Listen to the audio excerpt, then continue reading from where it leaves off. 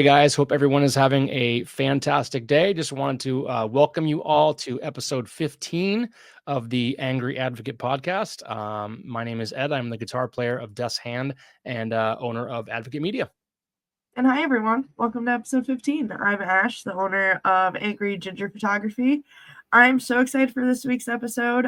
We have the guys in Bearded Giant with us. I've been following them for a bit. So Casey, Seamus, and Pat, welcome to the show. What's up, guys? For having us. Hey, thanks. Hello. Thanks for being on. Yeah. Absolutely. Yeah, we're excited. Yeah. How's your Monday? It was a Monday. For I sure. had, weeks off from work, so today was the first normal day back to routine.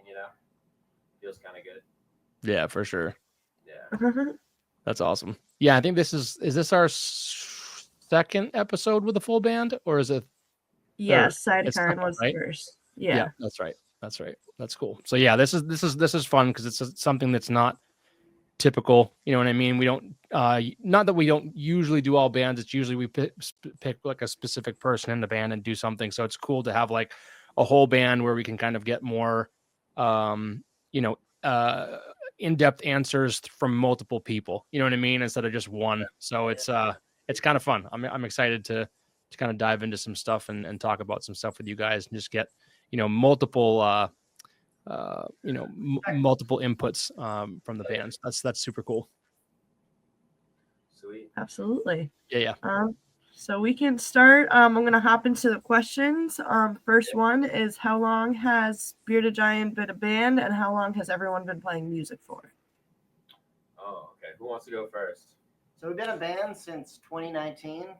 We had one other solid member, and we had a rotating bassist pretty much for the entirety of the band until we found Pat. Yep. But pretty much the band started when Seamus and I met where we work. We do electrical work. Yeah. And people are just like, hey, do you know that guy Seamus? He plays drums. You should play with him. You guys do music. Yeah, it said the same thing to me, and I was kind of like, yeah, whatever. I don't know. Everyone plays music or whatever. And then I actually met him, and I was like, oh, shit, this dude's actually cool, and we like some of the same music. Nice. Yeah, it's like those times where it's like, oh yeah, we can jam together, and you get together and it's like can barely actually play the instrument or things. So, yeah. Play music, but it's just are you at the same place in it or not? But, Yeah. Exactly. Yeah. And it can definitely be I don't know. I've definitely gotten into some situations where it was I was pretty excited about who I was going to be playing with, and then it was just it was kind of a letdown. You know what I mean? It was that really happens. Yeah, someone said something and you're like, oh cool, this could be something, and then you go in and the first 5 minutes you're like, oh shit, what did I just do? This sucks. It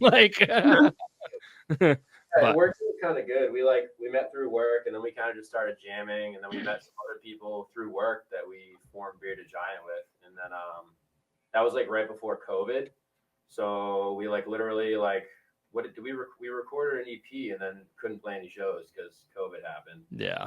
So then we played a few shows with those guys, had a rotating bassist, and then they kind of all just got too busy, and we took a little bit of a break, and then a year or 2 years ago we decided to reignite it, and we found Pat. What did you say? About a year ago? Yeah. About 2 Decembers ago. Yeah. Time flies. Yeah. We found Pat on Vamper, the band. Yeah, I don't know if you've heard of that app. Yeah. Those are getting kind of popular, but they're kind of like a wild card, Yeah. People, definitely. It's like band Tinder. Yeah. Band Tinder. Some of the people are just it's just kind of odd. Some of them are just Yeah. posting shirtless pics. Dude, you trying to play music or what is this? A lot of random producers and stuff on there. That's funny. Definitely. Yeah, I mean, I'm sure for certain things that probably works really well. Totally. But I'm sure there are certain genres that you won't find as many. You know what I mean? I'm sure that's a very specific I don't know, niche of 100%. There's people. not a lot of people on there who want to play metal or any of that stuff. So Yeah. cool that we found that and worked out. Yeah, just from what we've like learned from trying to get people in the band, like all the stars have to align. Like they have to be able to come practice on a consistent basis. You have to be into the same things. Yeah. Like you have to like. Yep. You have to be on that same wavelength, because if majority of you are like trying to tour, trying to do all of that, but you have basically dead weight that's preventing you from doing that, like that will sadly just always be the case. Level of seriousness, like how serious does everyone want to take the band? Yep, for sure. Yeah. So Well, it's like, especially with that, like you kind of have to like have that like relationship conversation with people. You know what I mean? Like it's literally like, it's kind of like being like dating someone. Like, you know what I mean? It really is like, Relationship. yeah, totally. It's like, what are your intentions? What are you trying to get out of this? You know, that type of thing. yeah, exactly. Like how far do you want to go? Like, can you commit to this? Can you not commit to this? Like, and then you'll have the people who will say they can commit, but they don't. And I mean, there's so many variables and moving parts. It's like, as long as everyone's open to communication and talking about it and it works out, then that's cool. But it really is hard to like be in a band. It's not easy. Yeah, no, not at all. You got different personalities too. It's definitely difficult. But Yeah, how long have you been playing music? I've been playing music since I was like 12 years old. What about you? What did you start with? Oh man, I started playing with the trumpet when I was like 8 years old. Nice. I don't really started count with that. trumpets. So we had that. Woohoo! Yeah. Yep. When did you start? That's funny. I started playing when I was 14, and I'm 30, so 16 years. Yeah. Did you play like percussion like in school, or just all self-taught? So I like took guitar lessons when I was a kid, and I just didn't have the attention span for it. I was just like, I want to rock right now, and this is way too complicated. And then I got like a hand-me-down drum set from a cousin, and my parents were kind of like reluctant to like let me have, and we just put it out in the garage, and I just played. And then like a year later, I just asked some kids at school to like jam, and then we just started kind of making bands and stuff in high school. I took like 2 years of lessons, and that's about it. Yeah. I feel like the lessons thing is, I don't know, maybe this is like a hot take, but like I like lessons to a point, and then everything else I would rather just learn on my own. Like I know that's weird. Like I don't know. Yeah, it's like I feel like if like I did percussion all the way from like fourth grade up until like it was like fourth grade up until senior year in high school. And then when I went to college, I went for music history, and then I like beatboxed in an a cappella group, and that was it. Which is weird. Little known fact. That's crazy. What? Yeah, Ashley, you did not know that, but bam. So like, but that was like the only thing I did like musically. Like I didn't play in, they had a band, I didn't play. Like they, you know what I mean? Like I was a music history major, and like didn't play, and like didn't do chorus, didn't do anything, just like did my own thing and played with my own bands and stuff like that. Right. And I feel like I don't want to say lessons hold you back, because that's bullshit. But to a point, like I feel like if you can get to a point where where you plateau, and then it's like, okay, I'm stuck now. Now let's try to learn something I don't know how to do and I can't teach myself. And you get lessons for something specific. And then it's like, okay, cool. Now I can do it. Now I don't need lessons anymore. You know what I mean? Like, I think it's like I would much rather grow as a musician teaching myself how to do things, so that way it's more authentic to me, instead of like, I'm going to go to a jazz drummer who's going to teach me how to freaking just play this or just play this or whatever. Not that that's usually the case. They usually are very open, but I feel like I just learned playing to bands that I liked, and then you know what I mean? And then eventually like took a couple lessons here and there, learned the stuff I couldn't learn on my own, and then like that was it, you know? I think it's a good launching pad. Yeah. Like, good foundation. Like a lot of people start playing instruments and they just like they don't get the fundamentals down, and it can like slow you down. But I agree with you on like it can become stale after a while. Yeah, For sure. I felt should be like fun. I was taking lessons and like I would pay attention for the first like 10 minutes. And then after that, I would just space out and I'd be like, I just want to play music with my friends right now. I don't really want Right. to be in like classroom kind of setting, you know? Yeah, it's that creativity. Like that's what you want to do. You want to be able to sit down, hear a guitar riff, and go, "Oh, cool! This is what I'm going to play to it." Or like, "Oh, I remember hearing a riff like this in a freaking, I don't know, Knock Loose song, and Right. I want to freaking play something similar to it because that would sound cool. Not like copy it, but like you know what I mean. Like so you'll hear a guitar riff that will remind you of something, and you're like, oh, like I could do that, or I could do this, or you know what I mean. And it's like that creative part that you get to kind of like crank your brain around. And not that practicing doesn't do that. I feel like it would, but I don't know. I would much rather just go in a room, be creative with a bunch of dudes, and have something crazy turn out of something you write, and you're like, holy shit, or like you just while you're playing, you learn to do something different. You never, you know what I mean? I don't know. That's where 100%. I prefer that. I think jamming with people, and then especially jamming with people that are like better than you or have a different style than you, that's like really what like I feel like propelled me the most. Like when I was Same. younger, just playing in different bands and meeting people who were like older than me or better than me, but like okay, like let's meet up and jam for an hour, and like just doing that repetitively just makes you way better. You want to keep Oh, for up. sure.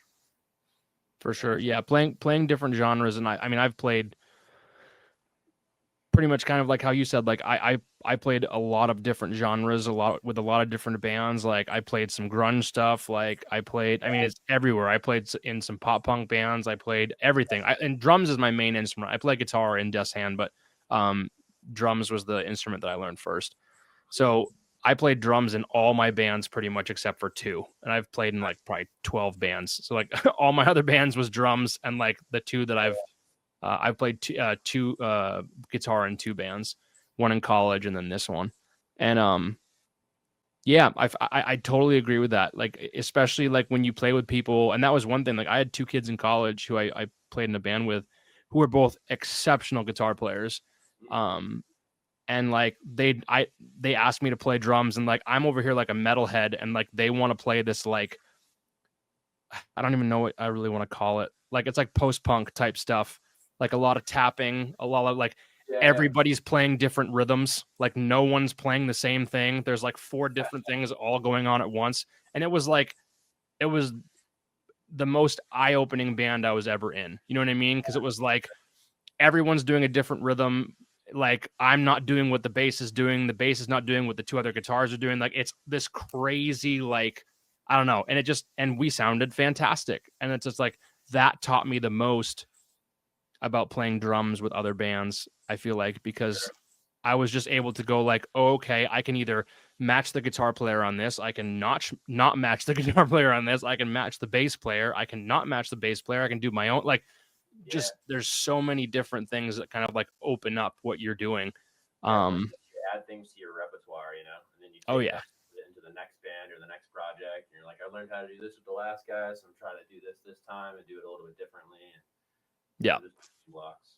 Yeah, exactly. And I think that's the best part, is just like playing with as many people as you can, learning as much from you can, like from those people, and just by yourself, learning things by yourself. That's I don't know. That's where I have the most fun, for sure.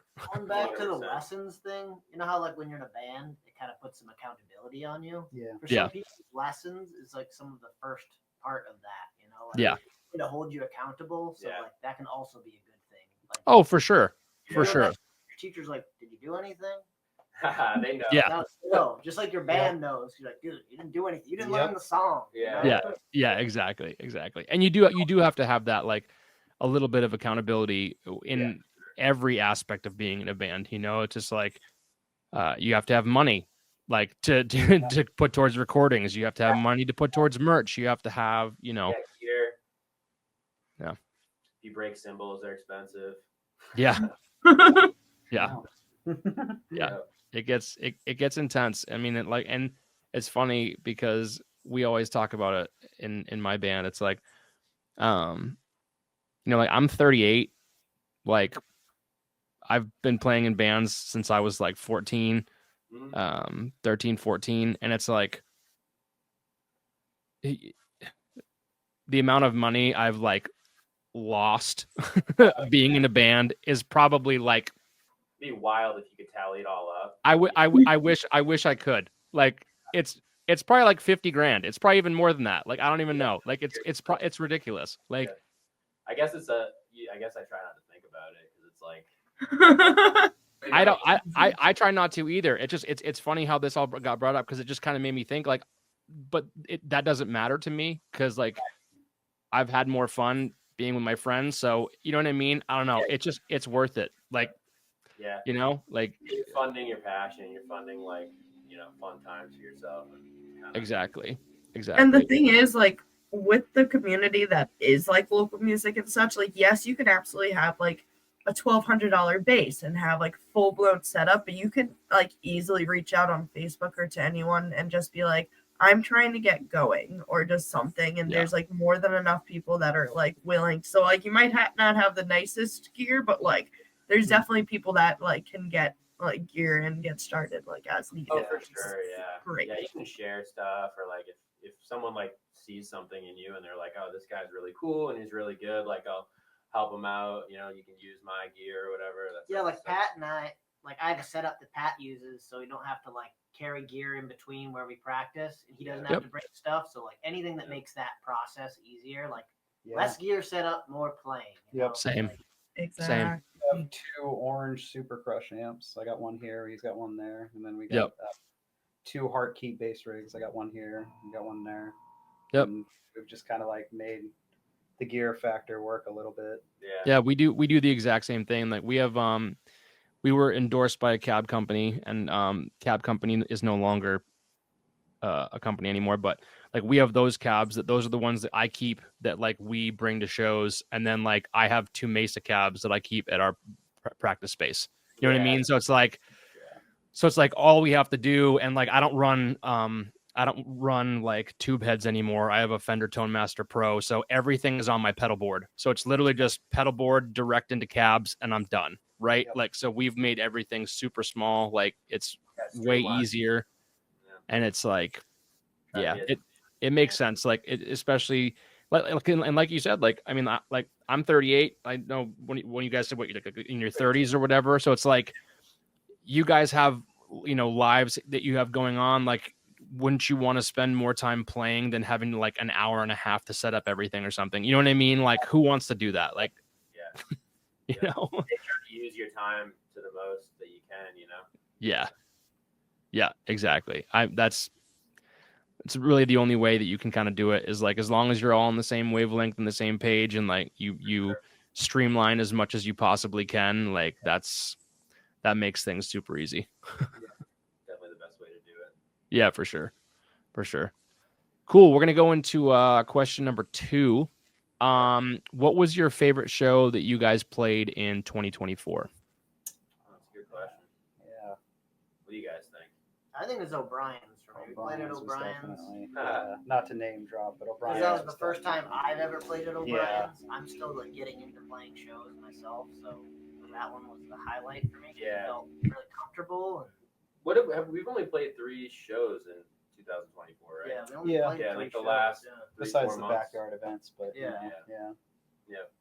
Yeah, I feel like O'Brien's just has the best, like, as far as small venues that like someone would go. Yeah. They actually have a sound guy, and you actually monitor, and you can hear yourself play, and there can actually hear you too. Yeah. For sure. Yeah, that's cool. Yeah, like we have a couple of like I don't remember how many shows we played this last year, but like I think it's like I don't know how you guys look at it, but like do you guys actively go out and try to, I mean obviously you said you only played like 3 or 4 shows, so do you actively like try to go out and find stuff and just like decide not to play it, or is it like more you just wait for like the really good stuff that you guys want to play and just play those specific shows? Like how does that work out? Like how does that go through your head? Like right now,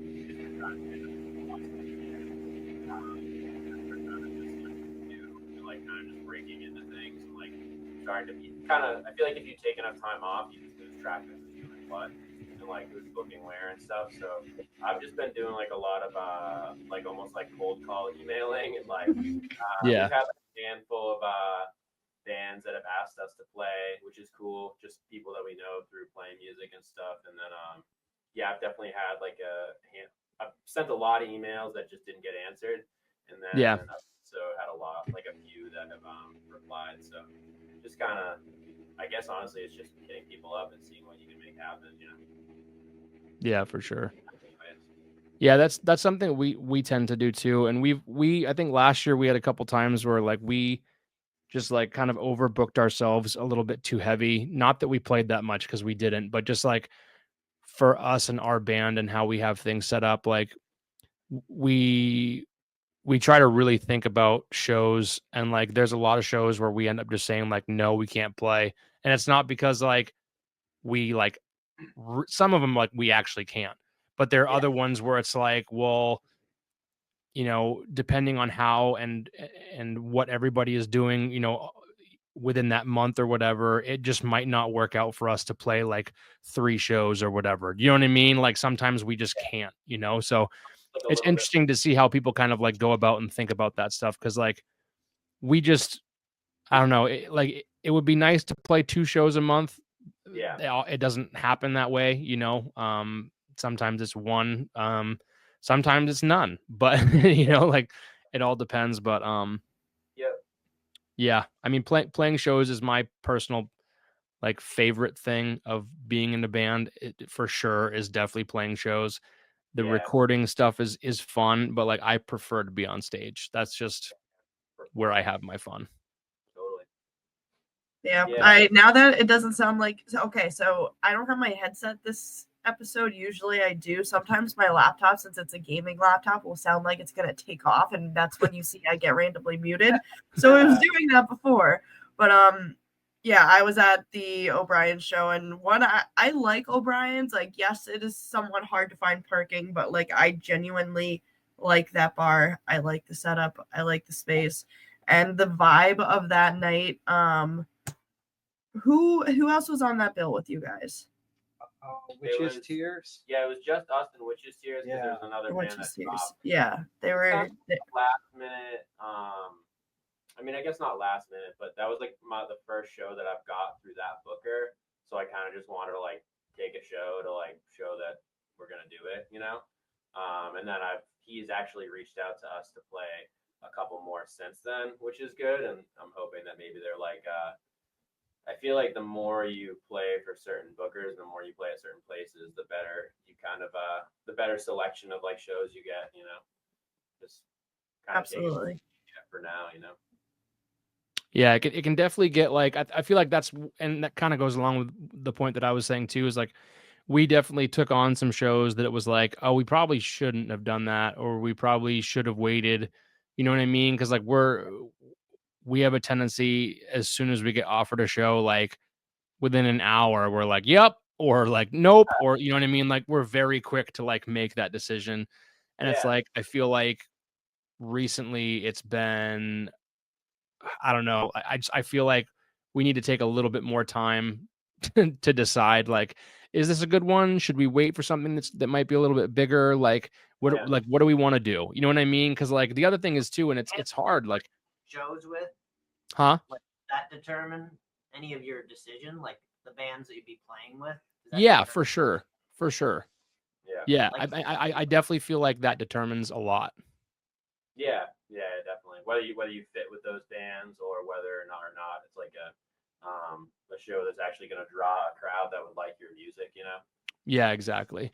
Yeah, those are definitely like huge things that we try to take a look at. And like I tend to be the person to just be like, play every show.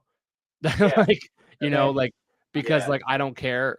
I don't care what it costs to drive there. I don't care what, like, I literally don't care. I just want to play. Like, I don't care if no one's going to show up at the show or 200 people are going to show up at the show. I personally don't care. Yeah, I think that's where we're at right now because we're still getting our footing. So we're kind of just trying to whatever we can swing, we'll do, just for the sake of like getting in reps, getting in that stage chemistry with each other. And like kind of even if there's nobody there, or if, like you said, or if there's a ton of people there, just getting on stage and getting in the reps right now, I feel like. Yeah. And I would say like once we get 2025 under our belt of like playing shows and that type of thing, then we'll have a little bit more experience under our belt. We can kind of be a little more selective and have some more connections made by then and stuff. So Yeah. I mean, there's so many different like thoughts and like ideas on how you should pick shows, what you should do. Like, I mean, I know there's a lot of bands that are like very, very picky on what they play. Like they'll be like, we're only playing at these venues. We are only playing with these bands.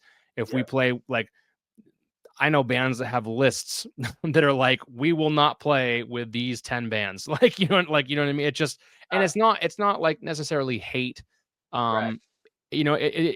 There's so many different factors, you know what I mean? Yeah. So it's not just like, we hate these guys. Like, that's not what I'm saying. It's more just like, cause you have to think about it, right? Like you have to think like, is this show going to draw? Like, is this worth my time? Because once you get older, you have to decide like, is going to this place, driving 2 hours to this place worth my time? Like, and it's not about making money. It has nothing to do with that. Like, it's like, can I eat good food while I'm there? Like, which is a huge thing for me. Like, and it's not necessarily the venue, just like around the venue. Like, can I get good food while I'm there? Yeah. Am I going to be around some friends that I know? Am I going to play with new bands that I haven't played with that I want to play with? You know what I mean? Like, there's a couple things, but like for me, typically, as soon as we get a DM, I'm like, yep, let's play. Like, I don't care. My other bandmates tend to like be a little bit more selective, which is fine.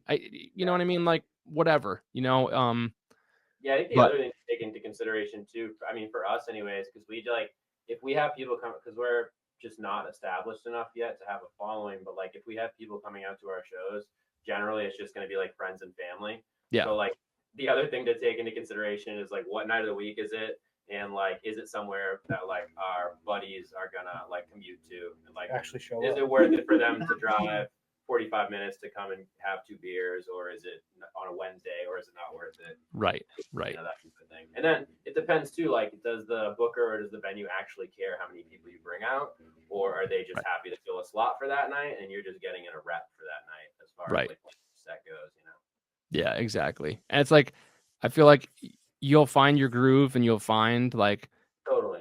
You'll find your groove. You'll find the venues that you want to play. You'll find the venues you don't want to play. You'll find the bands you want. You know what I mean? And like the biggest thing I feel like is like once you connect with certain bands that you play with and you enjoy playing with, and like you become friends with them, that's where you get more connected. That's where you're going to get more people to listen to you. That's when you're going to get more people to go out to your shows. Cause like, I mean, a great example, like Anthony from Rose Lane is having a birthday show, and like he specifically asked us for like our band to play his birthday show, right? And it's just like we haven't played with Rose Lane since whatever that December 30th of 23. Yeah, of 23. So it's like it's been like a long time. And it's like he just out of nowhere was like, "Yep, I want you guys to play. It's our birthday show." Like, and we're like, "Yeah, let's do it." You know what I mean? And it's like I think definitely play. Yeah. And it's just it's one of those things where I feel like if the music is there and your stage presence is there and you become friends with enough bands around your area and outside of your area. Like we're from Maine, like Rose Lane's from what is it Mass? New Hampshire. Worcester. Yeah, okay. Okay. So like they're from Mass, so it's like we're in completely and totally different states, and like they specifically asked us to come down to play. So it's like that's cool, right? And it's like, and it's not hard. Like it's all that is just making connections, finding cool people, and like just enjoying being around them. And then you get invited to play shows out of state, like Yeah, exactly. So, Yep, for sure. Yeah. And like taking the time, like when you're actually playing a show, to like if you asked other bands to play the show that you haven't met yet, or if you're playing with people that you just don't know, like taking the time to actually meet them and like be like, hey, like that was a great set, and then whether or not you want to play with them or not is up to you, but just like actually putting in the effort to not just like play your shit and then dip, like actually like be there for the other bands because everyone's kind of trying to do the same thing, you know. So Yeah. that's really a big thing for me.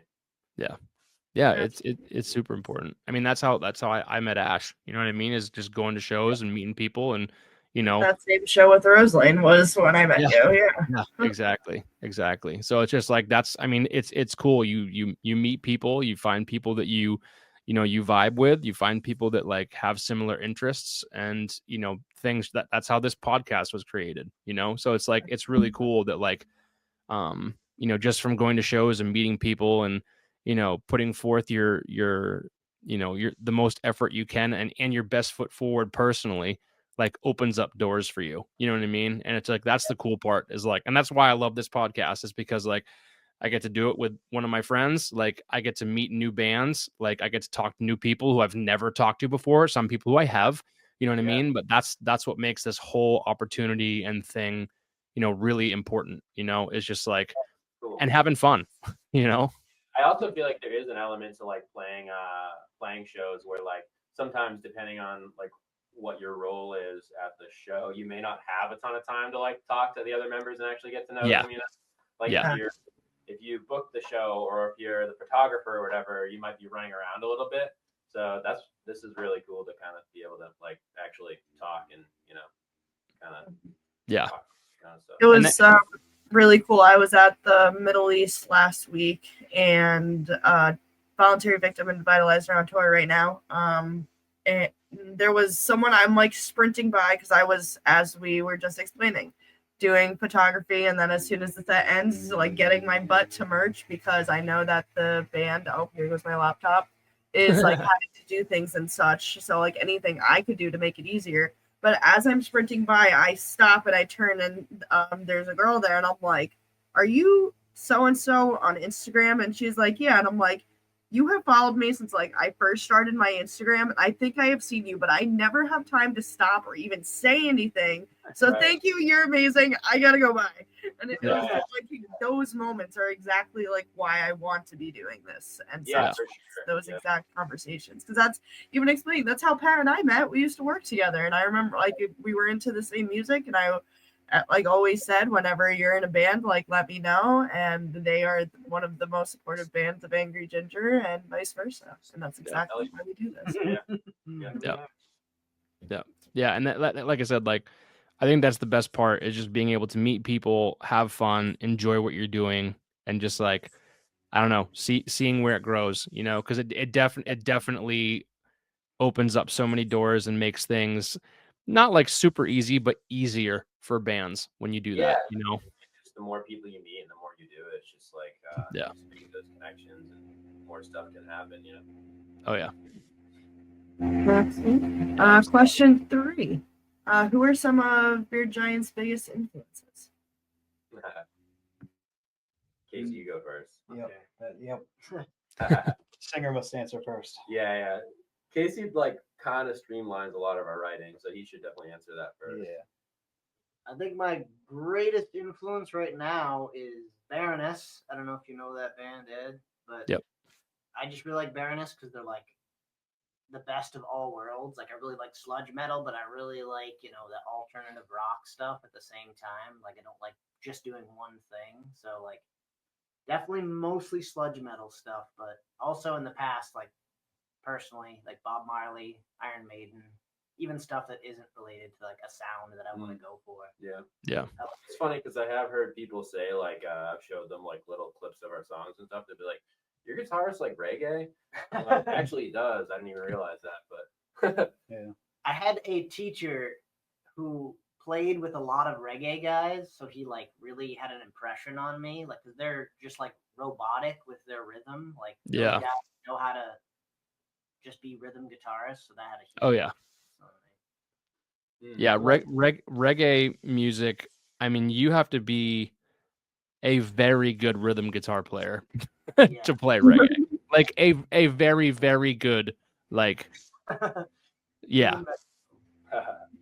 I had a friend who was actually in one of my bands that I used to play in college we were called Red Medicine. And this was the band I was telling you about that has like all 4, everyone's playing different shit, and then we all kind of come together and play something similar or, whatever. and my I guess he's my lead singer. I mean, he didn't really. We were more an instrumental band, but we definitely had like there were singing parts in every song, but mainly it was instrumental stuff.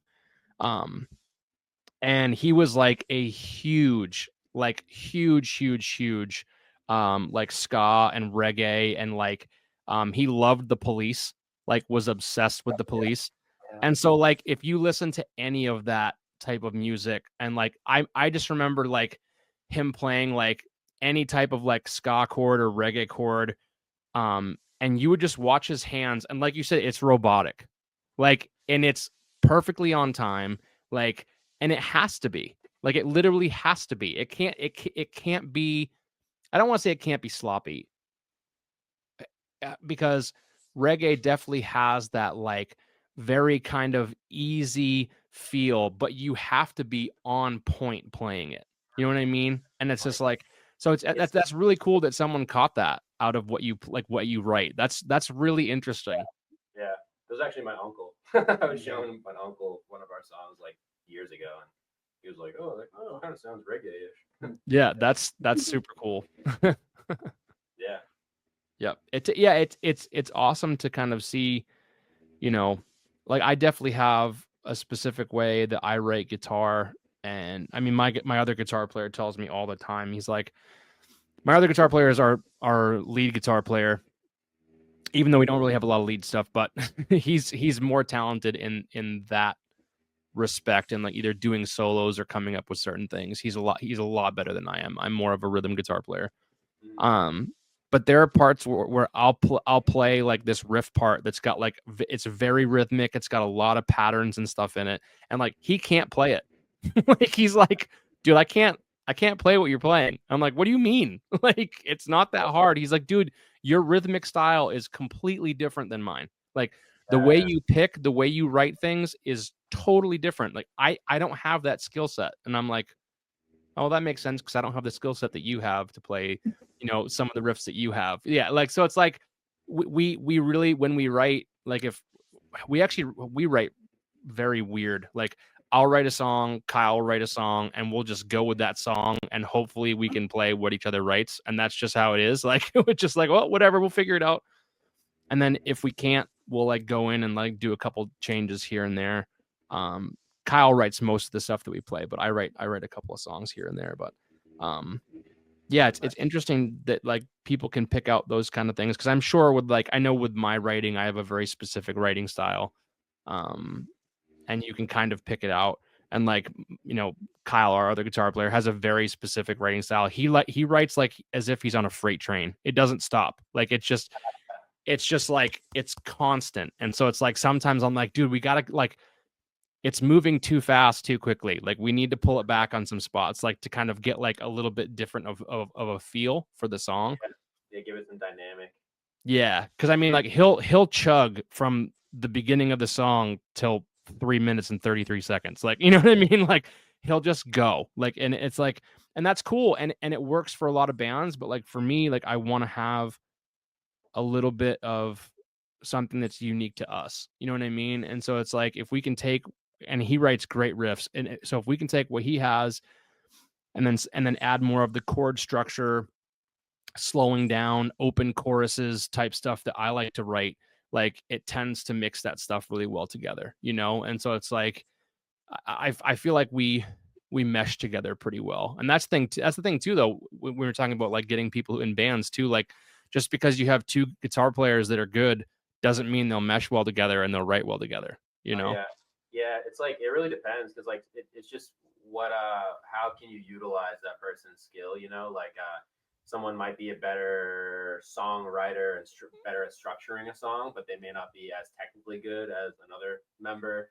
So that member might be better at like coming up with a solo or a lead or transitions that are a little bit more like tasteful, you know? So yeah, definitely it's a group effort for sure. We all kind of fit into our little like roles, I think.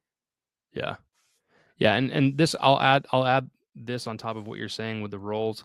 Like, do you, when you guys write, do you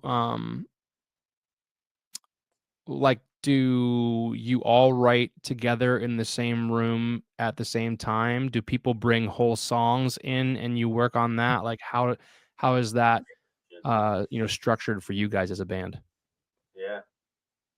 So we kind of like, I feel like we're a little bit mixed, but like a lot of the time it'll be Casey will come up with like a bass, like a just kind of like a general riff and direction, and then we'll all meet in person and kind of jam it, Yep. and then see where it goes, and then we'll all kind of go back home and like we'll like bounce files back and forth, and like Yeah. kind of just I'll like record like a drum track with my E-kit at my place. That way I have something to bring to practice. Pat will like record some bass here.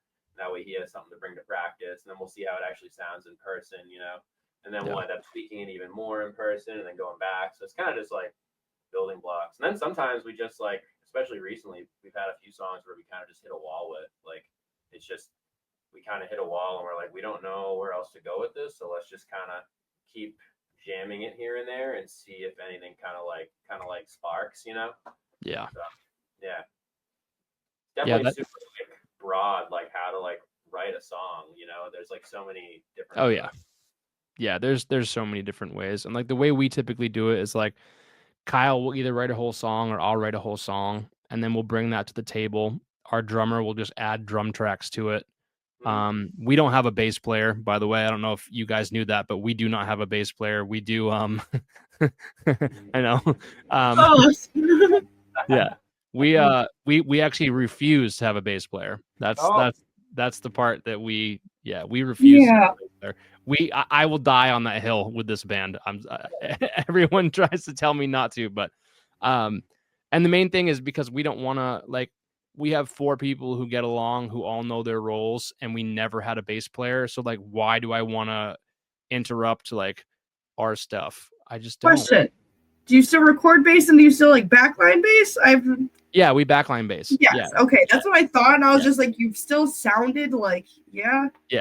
So like, so we have a we do synth bass. So we literally just do synth bass behind everything. So nice. I was looking at those pedals. Those are nice.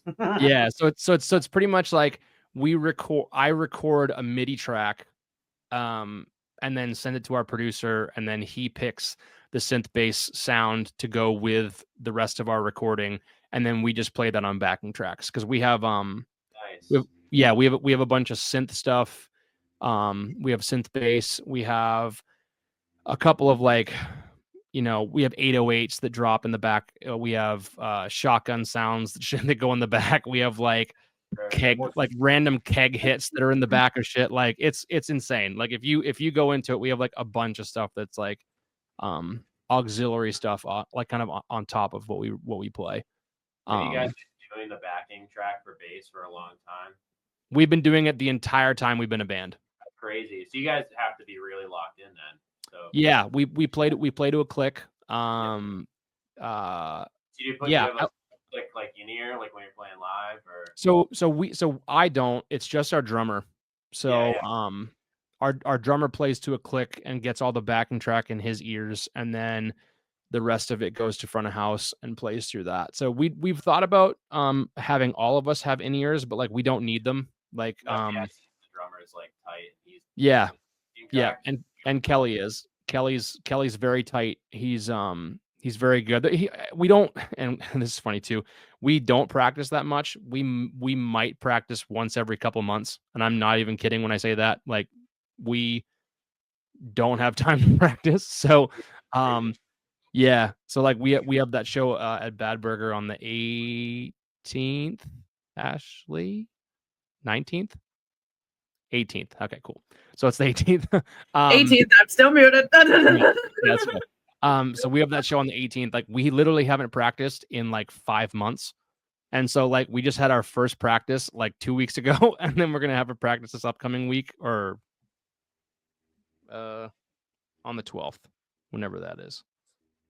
So next Sunday. So we practice next Sunday, and then we have the show that next Saturday. So but yeah, like we're good enough musicians on our own where I mean I practice every day when I'm home, right? So it's like and it's similar to playing to a click track because I literally play to our audio tracks on my computer. So it's Right.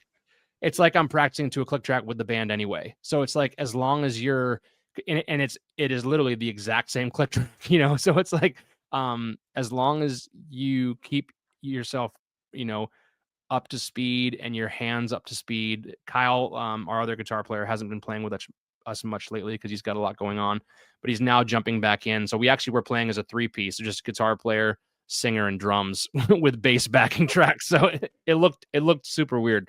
Yeah, But it works because that's frog mallet. yeah, exactly. So it's just like as long as you practice and do everything that you need to do on your own, and then we get together and everything sounds tight, like Yeah, I'm good, you know? Like totally. Yeah. I think it probably depends on the genre or style of music. Yeah. Like certain genres can definitely pull that off, and it like works for them. And then certain bands that are probably have like a little bit more of a loose live structure, maybe need to be in person more or something. You know. Yeah. I mean, like with this specific band, just because of all the synth stuff, like and like the extra stuff we have on top, like we have to have it. Like there's no way of not, you know, being able to play with well, actually that's not true. The first couple shows we didn't have backing tracks. We just played guitar and we didn't play to a click. So like on the record, like you'd hear everything. When we played live, we just played guitars and what we normally play. So none of the synth stuff was playing in the back, none of the 808s, nothing. Like we weren't playing to any of that for the first couple shows. But we wanted to give like, I don't know, we wanted to sound like us. So the only way to do that was having backing tracks. Like there's no way to not, you know, sound like the record without backing tracks. So, but That's like, kind of where we're at right now, trying to find another guitarist to try to sound more like what we actually sound like on like Spotify and stuff. You know. yeah. And that's the hard part too, is like, is, you know, getting that full sound. And because like you want to sound like the record, right? You want to sound as much as you can, like, you know, what's worse than listening to a record and then going and seeing a band live and they sound nothing like it, right? Yeah, Like that happens all the time. Even people who aren't musicians, just spectators, like that's like one of their biggest like complaints. I went to see them live and they sounded nothing like the record, you know. right, exactly. And it's like and to a point, like you're in a giant room, like things are going to sound a little different. Like, you know what I mean? Like it's not going to be exactly the same, but you want to at least have that fullness, right? You want to be able to like be like, wow, these guys sound full. Like they have like, you know what I mean? Like they have energy behind what they're playing, you know? Yeah. And I feel like that's the important part to hear is like you want to go in and you don't want to hear this super full record and then you go in and watch the band and it's like all super high pitched, tinny, no bass, like, you know what I mean? So like your live sound is super important too. So it's one of those things where it's like you kind of have to, you know, really respect that and, you know, try to find try to find the best way to sound, you know, like the record when you play live, you know, or as close to it as you can, you know. And yeah, a second guitar player would definitely help with it. Yeah, we're on the search. We're trying to find someone. We just got sick of like looking for people, and we got so excited that we found Pat. We were like, you know what? Let's just play as a two-piece now, because we just want to be back out there, you know. Yeah, take your time, Yeah. or get backing tracks and backing track your other guitar, or don't do that. I'm just messing. But like it all depends. Like I really like you said, like you kind of got sick of looking, and so it's like at that point you either just let someone drop in your lap, or you know, you wait a little bit and then you go, okay, let's try looking again. And you know what I mean? And you just be patient, but like, you know, have a good time and do what you guys want to do. You know, that's what's important. Yeah, totally. So, question for you, Ed. Because I know that you've said bassists have like reached out and everything. What if you do have the perfect one fall in your lap? I don't know. Yeah, I don't know. I'm not sure. You would have to be the perfect person. Yeah, it would like have to be the perfect person. Right. And even then, I'd probably just want to have backing tracks. But I don't know. We'll see. We'll see. You get comfortable with what you have, and you don't want to like screw with it, you know. Yeah, that's kind of where it's at for me. And like I would hate to like have someone come in and be like, yeah, this is perfect, and then like it just goes to shit, and then it's like, nope, see ya, like Right. you're out. Like I would hate to do that to someone because like I've been let go from bands before, and it sucks. Like Yeah. it's the worst feeling ever. Like Oh. yeah, it sucks. It really it's like sucks. with man, it's like getting dumped. It Yeah. Oh yeah, dude. I'll even admit it, dude. I cried, man. I cried like a little baby. Like yeah. it was brutal, and like it's and again, all for the best. Like years later, but Right. yeah, just that's I don't want to hurt someone's feelings, like, and we've had like really good friends reach out to us and be like, oh, we'll play bass, and it's just like, I don't want to do that because I don't know. It just, yeah. Can't mess with the recipe. It works. Yeah. Right. Well, and it's just, I don't like, there are people who I'm like, I don't know your skill level. I don't want to say like yes. And I'm like, you could try out, but I'm going to say no. Like, you know what I mean? Like, so why even have them try out in the first place? I don't know. It's a hard, like, it's a hard line. I would definitely have to wait for it to be like a very specific person who I'm like, oh shit, I know that guy. Like, Right. I Yeah. know he's really good. Like, Yeah. our band's played with him a bunch of times, whatever. It would have to be a very specific situation that like it came in and it was like, oh shit, this is supernatural. Like, yeah, okay, cool, this works, But yeah, I don't like to mess with what we've got going on. Totally. Yeah. But we'll that's see. where I feel like when we want to find someone, but we're not willing to like mess up what we have to like bring someone else on board, or like we don't want to take a step backwards. It's got to be someone who can kind of just slide right in, Yeah. That's expecting a lot from someone, but like at the same time, it's like we're enjoying what we're doing, so why go backwards, or why like waste our time, Yeah, exactly. And the thing about that is too, it's like if you guys have exactly what you have going on and you're happy with it, and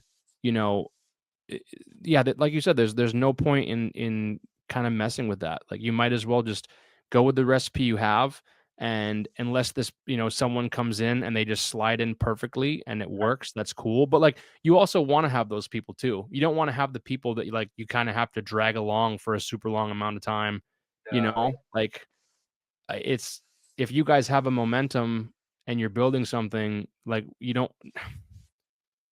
I don't want to say like you wouldn't be willing to like, give somebody a little bit of time, because you should, but at the same time, like you want someone who's good enough who like can pick it up pretty quickly and can kind of mesh with you guys well. So there's that like it's a very fine line, Yeah, definitely a give and take kind of.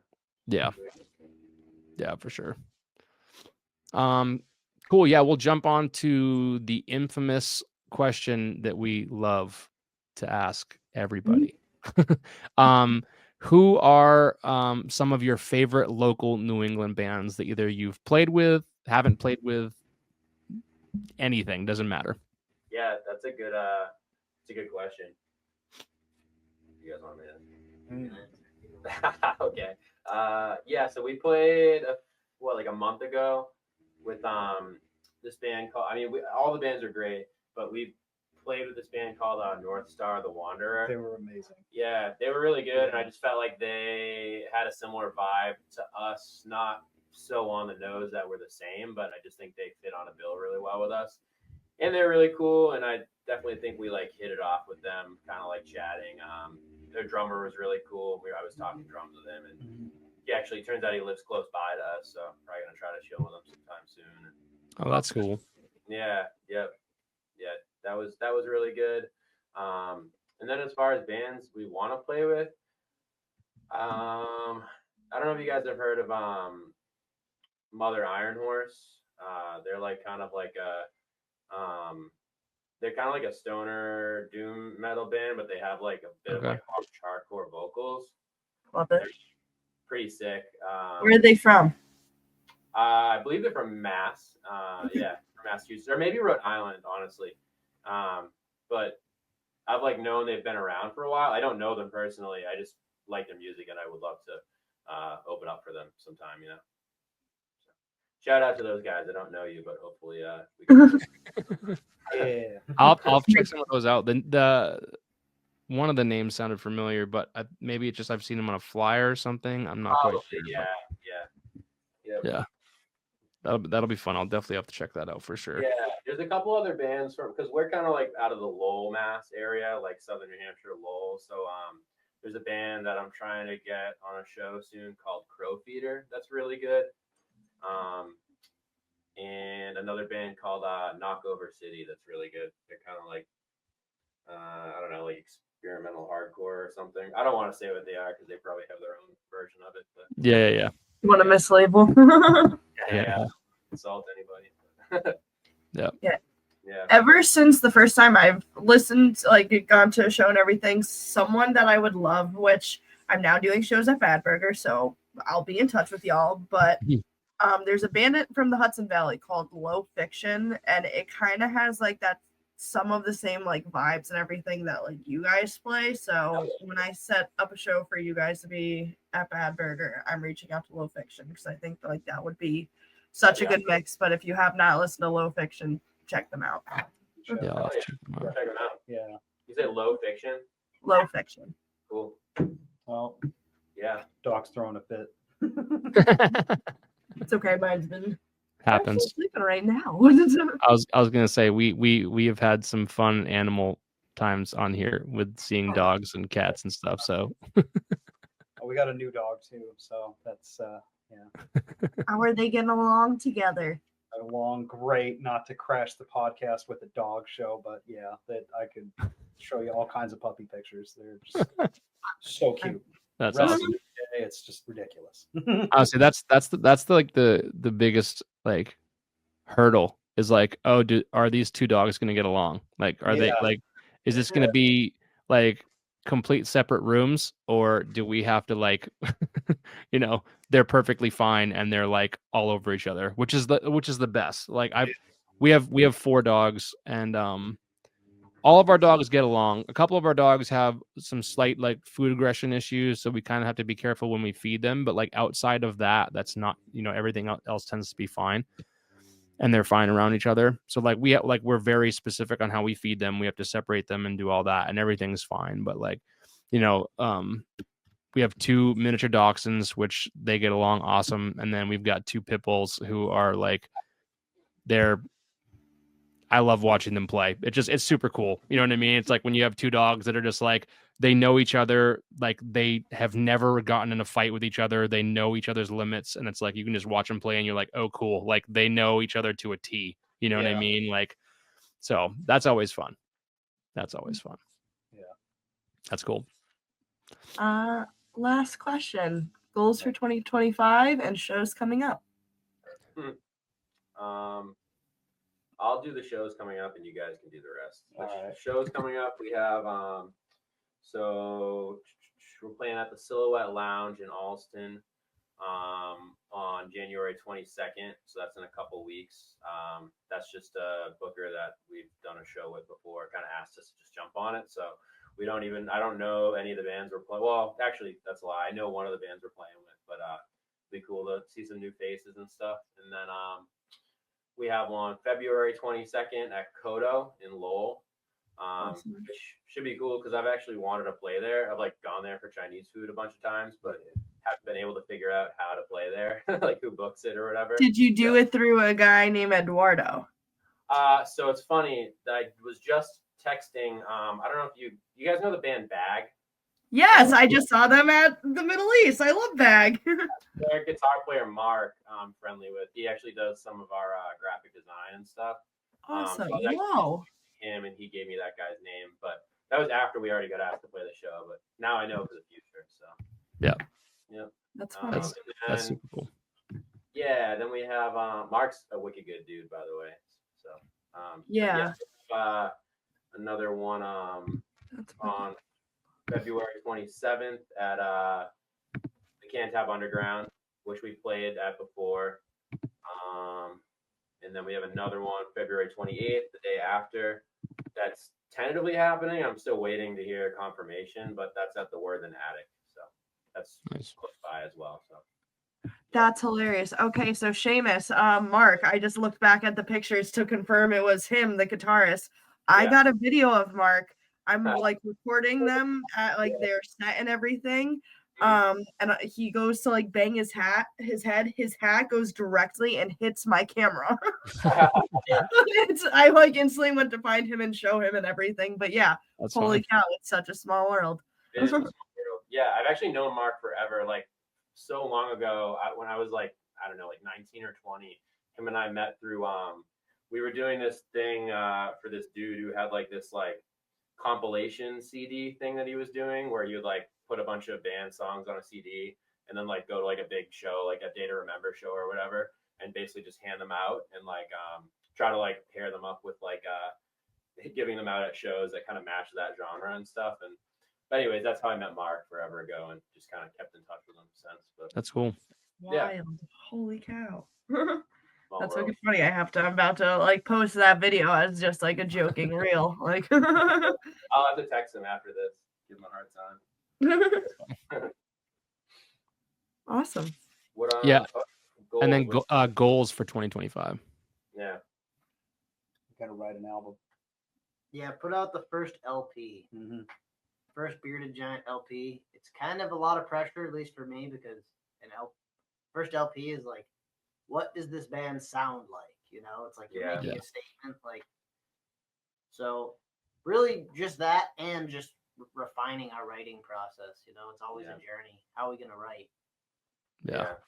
Just trying to get better at it and more efficient at it, and like trying to kind of like, because you know we have Pat as a newer member, so we're trying to incorporate his sound into our sound as a whole, and like kind of just put out a record that is like a good representation of like what we are now, because we have like 2 EPs out that kind of just sound totally different from each other, and like because it was also with different members at the time and stuff, so we just kind of want to craft a new sound and like put out a full length album that's like kind of a statement to what we are, you know. So, yeah, for sure. That's a hard thing to do. We're pretty much at that like exact same kind of step. Like we've done a couple EPs and a couple singles, and it's like we kind of want to do a full length, but at the same time, like part of me is like full lengths really aren't what they used to be. that's So true. it's like, do I really want to do it? Yeah. Or do I just want to like, do the freaking Spirit Box thing where it's like you just drop singles and then like release an EP with all the singles on it. You know what I mean? It's like, I don't know. There's so many different ways you can like do it. Yeah, But there's like a different formula now, I feel like. yeah, Having a cohesive group of songs though is very like important. It's like a good skill to have, you know. Yeah. Like some other debuts, like Mastodon's Remission or Baroness's Red album, like those make such a statement to me. Like they're just like the best of all their writing, you know. Yeah. No, and that's kind of why we're thinking about doing a full length, because I'd like to have like, I would like to be able to have like a cohesive set of like 8 songs that we could do. You know what I mean? Like, so that's like, we're thinking like 8 to 10, somewhere around there. I don't really know how many we're gonna do yet, but Easier said yeah, than it's a tough decision. It's like, do I want to wait and do that many, or do I I don't know. Like it's just there's so many things that we kind of have to pander over. So it's cool that you guys know what you want to do and are like, yeah, this is what we're gonna do. We're gonna jump into this and write this. But that's one of the things that I'm kind of like trying to figure out. It's like it'd be cool to be able to put like 8 to 10 songs together and like really like craft something that's like, here's 8 songs that are somewhat cohesive or have somewhat of a story to tell. You know what I mean? Based off of that. So like you could write songs, but can you write like 8 to 10 that like work together? Right. Like, yeah, it's so difficult because you write one song and you're like on a high from that, and you're like, that was awesome, and then it's like because you get it to a point where it feels polished and you feel like it's like complete and you've tweaked it enough where it's great, and then like, all right, can we do that again and have it sound like it has the same vibe as that, but it's like a different song, you know? It's so difficult. Yeah, it's super difficult. That's like one of the things with like the last EP that we wrote and put out. Like there's some songs on there that like are not I mean, like they all mesh well together, and I think they sound like us. But like, there's a couple songs on there that like for me are sleepers, and it's just like Yeah. a lot of people won't like it and don't have. I mean, our numbers say they don't like it or just don't listen to it as much as other songs. But it's like Yeah. there's some songs on there that I'm like, dude, that song's sick. Like I don't care that like I don't understand why people aren't listening to that song. Like that song's, you know, and For that's why sure. it's hard too to like pick a single too. Like so far we've been fortunate enough to like I think, you know, off the first EP, we picked the correct single that we should have done. And off the second EP, I think we picked the correct single to choose. But it's like, Yeah. it's kind of hard because like, I don't know, there's usually always like 2 or 3 songs when we do like a 4 or 5 song where it's like either one of these could be it. Or like, you know what I mean? And it's just like hard to go like, oh, let's do this one or let's do this one. Like usually we let our producer Evan pick our single, and so far he's nailed it. He's just been like, yeah, it's this one. Yeah, it's this one. I was like, okay, cool. Like you've played in a band that's freaking super popular, has been signed, has toured the world. Like I will listen to you. Like you know what I mean? Like Yeah, for so sure. Yeah, yeah. it's good to have that outside perspective because I feel like when you are part of making a song, sometimes you get like partial to the song that you put the most effort into or that has the part that you like the most on your, you know, with what you did or whatever. So it's hard to separate yourself from that, I feel like. Yeah. Absolutely. Yeah, and I think that's the best part about finding a producer who will challenge you or who will tell you like, nope, it's this one. Or you know what I mean? Like or we'll like I mean, we had a song that we put together that like we thought was like I mean, I thought was one of our strongest songs and he picked it apart, man. Like he picked it apart. He's like all these riffs in here are great. He's like, but he's like, I really feel like we should switch this riff to here. We should completely take this one out. We should cut this down to half the length. I mean, like it was like I don't want to say like completely restructured it, but like there was a pretty good amount. It still had the same feel. And like when he first started doing it, I was sitting here and I'm like, I don't see it. Like I don't see it. And then once Ryan came in and did vocals and he put his vocal part down Mm-hmm. and he sent us like, and I was like, hey, can you like, when you're done with this and like you have like a rough mix, can you send that song specifically? And he was like, yeah, absolutely. And he sent that song and I was like, oh shit, he's right. Like, Yeah. wow, okay. Like this all makes sense, you know? And it's especially that tends to happen with our vocalist Ryan. So like the craziest thing that we do with writing, and Ryan tends to do this, is we'll demo all the songs and we'll do really good solid demos and he'll write vocals for the demos, right? Then we'll go in, we'll record drums, guitar, and bass and synth, and we'll get all that done. Mm-hmm. And we'll do that with Evan, who's our producer, and then he'll send us those songs back. And then once he sends those songs back, Ryan usually rewrites every song vocal wise, like literally, like he'll have like something that he writes, and then and then because things change, he's like, nope, this isn't going to work with the patterns that I have. I have to and when I mean completely rewrite, I mean completely rewrite the songs. He will not take parts. He will literally throw it out and completely start from scratch. And then this last EP, and I don't know how he did it. He blows my mind every time.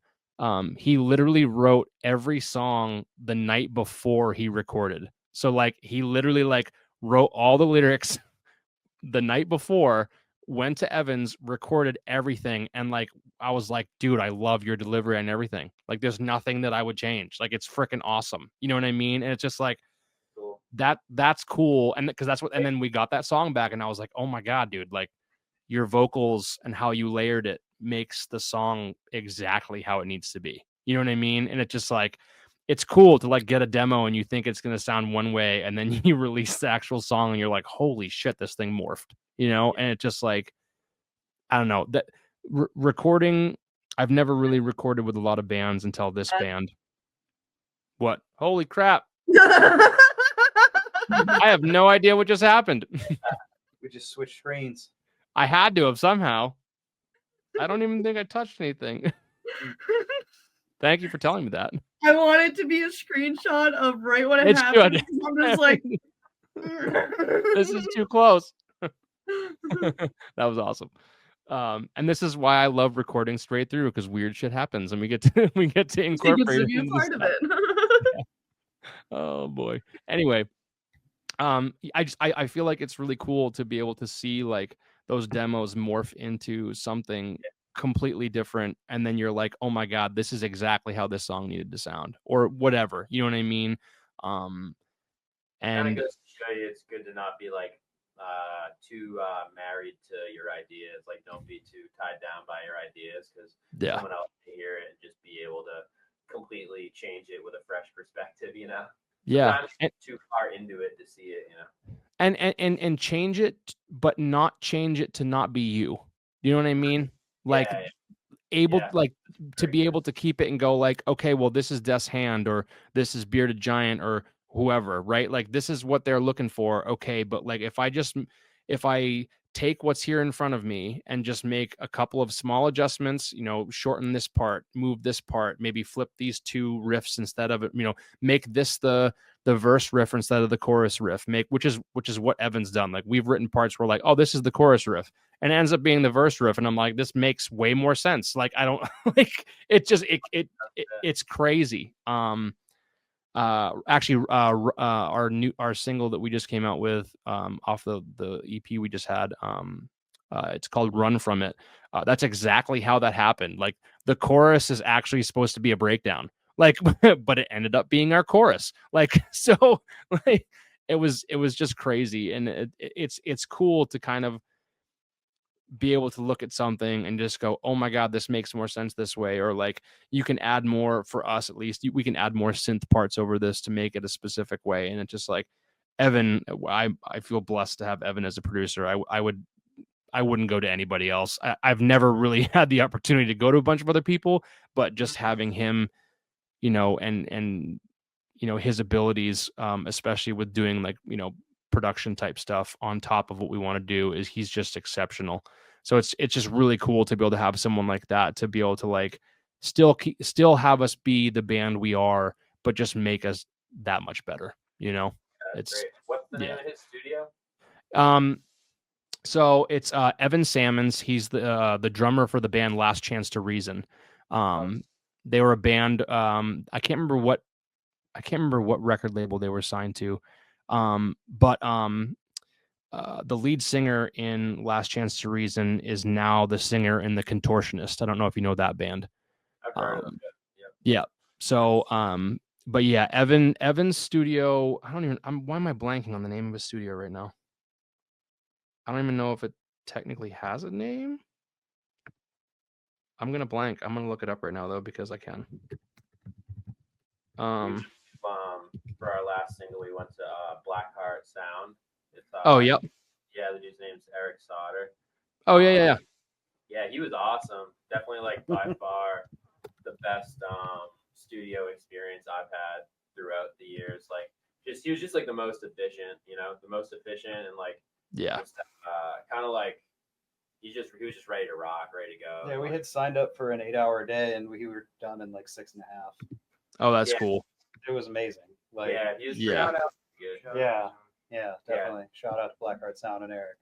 Yeah, it's and that's the cool thing, is as long as you can find, the person that works for you and the person that works the best for you, like that's what's most important. You know what I mean? And it's like the person who allows you to be the band you want to be and the band you want to sound like, but also helps you, refine all of that and challenges you too. Evan is just evansammons.com. Evan Sammons Audio. Yeah. That's why. Yeah. So Yeah, he's incredible. SAMMONS. Yeah, and he recorded all the Kayanashi stuff. So if you know the band Kayanashi, he's recorded everything pretty much they've done. A lot of bands. He's done a lot of cool stuff. He also does drum. He does a lot of famous producers send him their recorded drum stuff, and Evan does like drum stuff for a lot of bands. I wish I could remember off the top of my head who Evan has said he's done like drum work for, but like I mean like he's a lot of bands. too many to count. I'll see if I can find that information and send it to you, but Yeah, he's super good. He's up in Belgrade, Maine, is where he's at. So it's a pretty long drive, but Yeah. No, I know where that is. I have like my family has a place like even a little bit further than that. yeah, Drive to- yeah, Like, yeah. you and me? Yeah, yep, Oh, okay, nice. yep, yeah. I live like an hour north of Portland, so Okay. Yeah. and then Evans like Belgrade is like an hour and 40 minutes north of me, so Yeah. it's not too bad. And then my drummer and my singer live up in Bangor, so Oh, they're wow. they're 2.5 hours away, and Wow, then and then my guitar player Kyle is in the middle. He's in Bath, Yeah. so he's like an hour and 30 minutes from me, and he's like an hour and 30 minutes from Ryan and Kelly. So we meet in Bath to practice. So I have to drive like an hour and 40 minutes to get to practice, or no, hour and 40, I think, somewhere around there. So We all live within a half hour of each other. It's just going to take a minute to appreciate that. That's yeah, I wish. We're Not- super, yeah. Not in Maine, unless that's unless you live in Portland. If you live Yeah, in Portland and you have your band in Portland, that's awesome. But other than that, like, Say, unless you're Gumscab and them Yeah. who all live within 7 minutes of Yeah. each other. yeah, exactly. Like, I wish if that was the case, we'd have practice all the time. But right. Yeah. we do not. You're making it But yeah. Cool. Well, that's all the questions we have for you guys. This was a super fun time. Had a lot of random questions we threw in the middle of that too, but it was great. I really appreciate you guys coming on. Super fun. totally. No, I know we don't technically play super similar genres, so we probably won't be playing the same show. Bills, my favorite thing to do. And if you put them on at we're playing Bad Burger soon, but if you put them on at Bad Burger, we'll play. Okay. I'll do a mixed bill. I don't care. Mixed bills are awesome. I love mixed bills. Absolutely, they are. Mixed bills are fun. And That'd be a blast. my last point, you guys are never allowed to change the cover you do because it's my favorite thing and you guys do it so well. You do it so well. I saw them live at Sick New World and you do it so well. Okay. Good to know. That may Thanks. have to be we may have They do System of a Down toxicity. Oh, really? Yeah, and it Nice. goes so hard. Nice. That's cool. Thank That's you. cool. Thanks. for Appreciate saying that. I say that's not a super easy song to cover either. So that's No, exactly. yeah, that's fun. That's Yeah. super cool. Well, then we definitely need to play with them so they can play that so I can hear it. So Exactly. So we'll have to make that happen. That's awesome. but guys, thank you so much for being on here. Thank you guys so much for all that you do for me. I'm beyond grateful. Yeah, absolutely. It was awesome meeting you, Ed. Heard Yeah. a lot. Yeah, same guys. Appreciate it. Really cool meeting you guys. It's always a blast to come on here and do a podcast with new people who I haven't met yet. So super cool to learn a little bit about you guys. Definitely, hopefully we can either play a show or I can come down to a show at some point, or I can bring you guys up to Maine, which would be cool because I put on shows up here in Maine too. So Yeah, definitely. If anybody We'll, bails out, take the drive. yeah. We'll figure that out at some point. That'd be a blast. Awesome. All right. Cool, guys. Well, thanks again. Really appreciate it. Thanks everyone for coming on and taking a listen to the podcast. Hope everyone is doing well, and we will catch you guys later in the next episode. So thanks again, and have a good night. Yeah, Thanks. See ya. Yep.